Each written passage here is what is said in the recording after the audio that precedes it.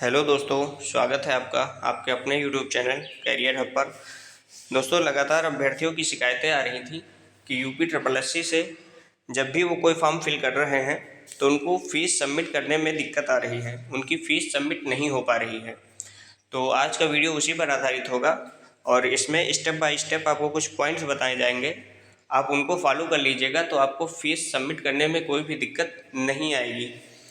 तो वीडियो शुरू करने से पहले जो लोग इस चैनल पर नए हैं वो चैनल सब्सक्राइब कर लें और जो लोग टेलीग्राम चैनल पर नहीं जुड़े हैं वो टेलीग्राम चैनल पर जुड़ जाएं। तो आइए शुरू करते हैं।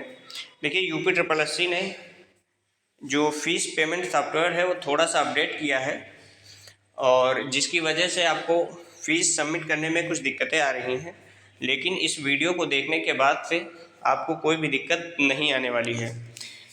जब भी आप फ़ीस सबमिट करते हैं तो आपको कुछ इस तरह का इंटरफेस दिखाई देता होगा, जिसमें credit card, debit card, internet banking, UPI किसी के माध्यम से भी आप फ़ीस पेमेंट कर सकते हैं।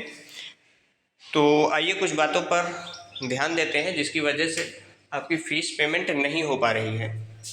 सबसे पहला पॉइंट ये है कि फ़ीस के लिए जो सॉफ्टवेयर है वो केवल रूपी कार्ड का प्रयोग कर रहा है। मतलब अगर आपके पास वीज़ा या मास्टर कार्ड होगा तो आपकी फ़ीस सबमिट नहीं होगी। हमने कई दिन तक ये कोशिश की है वीज़ा और मास्टर कार्ड से फ़ीस जमा करने की, लेकिन फ़ीस सबमिट नहीं हो पाई है। तो आपको भी अगर आपके पास वीज़ा या मास्टर कार्ड है तो आपकी फ़ीस सबमिट नहीं हो पाएगी। फ़ीस सबमिट रुपए का डेबिट कार्ड या क्रेडिट कार्ड अगर आपके पास है उससे करिए, बहुत आराम से फ़ीस सबमिट हो जाएगी। नेट बैंकिंग अगर आपके पास है, किसी भी बैंक की नेट बैंकिंग है, आप उससे फ़ीस सबमिट करेंगे, फ़ीस सबमिट हो जाएगी।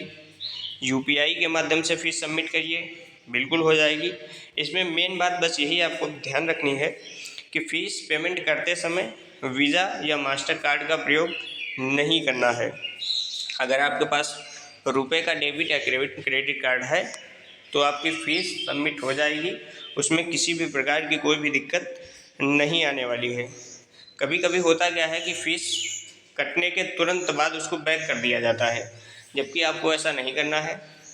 जब आपकी फ़ीस कट जाए, मैसेज आ जाए फ़ीस कटने का, उसके 30 सेकंड तक आपको वेट करना है।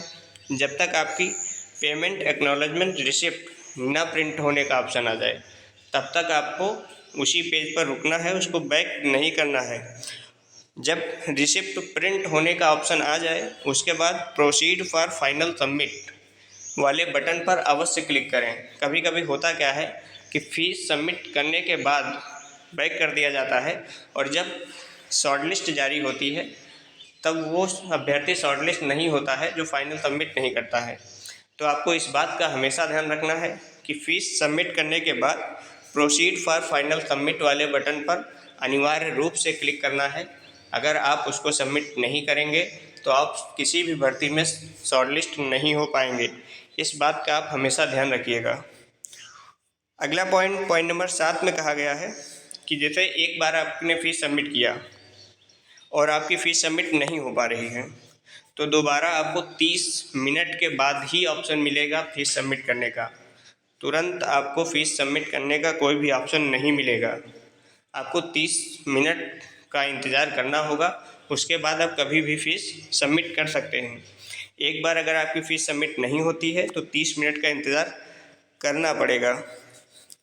यदि एक बार फ़ीस नहीं जमा हो पाती है तो पुनः फ़ीस जमा करने के लिए आपको update your transaction ID bye double verification mode, ये ऑप्शन आपको कहाँ पे मिलेगा, अभी हम आपको दिखाई दे रहे हैं।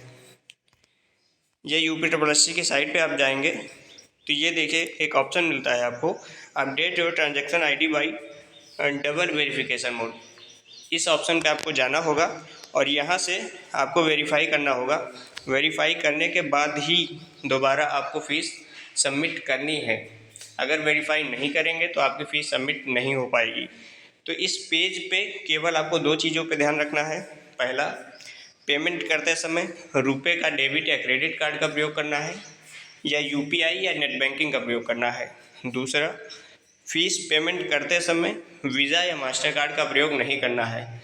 चूँकि हम लगातार कई दिन से ये देख रहे थे कि वीज़ा और मास्टर कार्ड का जो बच्चे प्रयोग कर रहे थे उनकी फ़ीस सबमिट नहीं हो पा रही थी।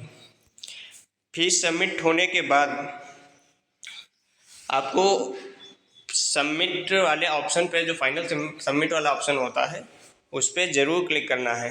अगर आप फॉर्म को फाइनल सबमिट नहीं करेंगे तो वो फॉर्म आपका रिजेक्ट हो जाएगा, वो फॉर्म एक्सेप्ट नहीं हो पाएगा। तो इस तरह जो भी पॉइंट आपको बताए गए हैं, अगर आप उसको फॉलो करेंगे तो आपकी फ़ीस सबमिट हो जाएगी। अभी क्या था कि कुछ बच्चे हमको मैसेज कर रहे थे और ये वाला स्क्रीनशॉट भेज रहे थे कि उनके में ये दिक्कत आ रही है। तो इसके लिए जिनके में ये दिक्कत आ रही है वो update your transaction ID bye double verification mode वाले ऑप्शन पर जाएं और वहाँ से उसको वेरीफाई करने के बाद ही अपनी फ़ीस सबमिट करें, आराम से सबमिट हो जाएगी। Update your transaction ID bye double verification mode पर जाए बिना फ़ीस सबमिट नहीं होगी। अगर एक बार आपकी फ़ीस कैंसिल हो गई या सबमिट नहीं हो पाती है तो आपको इस ऑप्शन पे ज़रूर जाना पड़ेगा, update your transaction ID bye double verification mode. ये ऑप्शन आपको यहाँ पे मिलेगा, आपको दिखा दिया गया है। यहाँ पे जैसे आप क्लिक करेंगे आपके पास ये इंटरफेस ओपन हो जाएगा।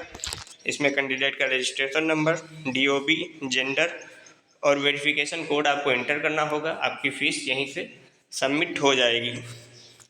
फ़ीस सबमिट करने के बाद आपको कुछ पॉइंट्स पर ध्यान रखना है।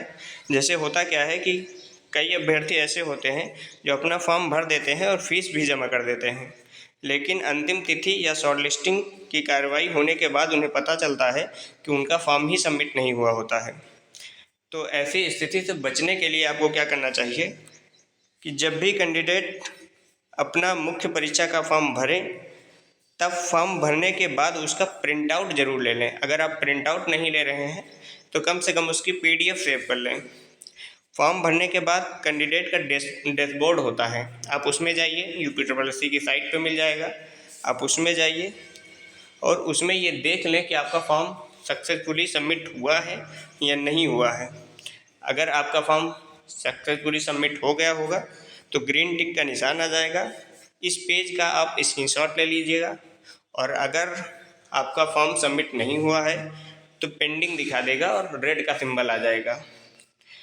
तो आज का वीडियो केवल इसीलिए था कि आपकी जो भी फीस की समस्याएं आ रही हैं वो सॉल्व हो सकें। उसमें मेन दिक्कत आपको केवल यहीं पे आ रही थी कि आपकी फ़ीस सबमिट इसलिए नहीं हो पा रही थी कि आप रुपए के अलावा मास्टर या वीज़ा कार्ड का प्रयोग कर रहे थे, जिसकी वजह से आपकी फ़ीस सबमिट नहीं हो पा रही थी। आपको फ़ीस सबमिट करते समय केवल 2-3 बातों का ध्यान रखना है। पहली चीज़, रुपए का डेबिट कार्ड या क्रेडिट कार्ड का प्रयोग करना है। इंटरनेट बैंकिंग किसी भी बैंक की हो, आप उससे फ़ीस सबमिट कर पाएंगे। UPI से फ़ीस सबमिट कर पाएंगे।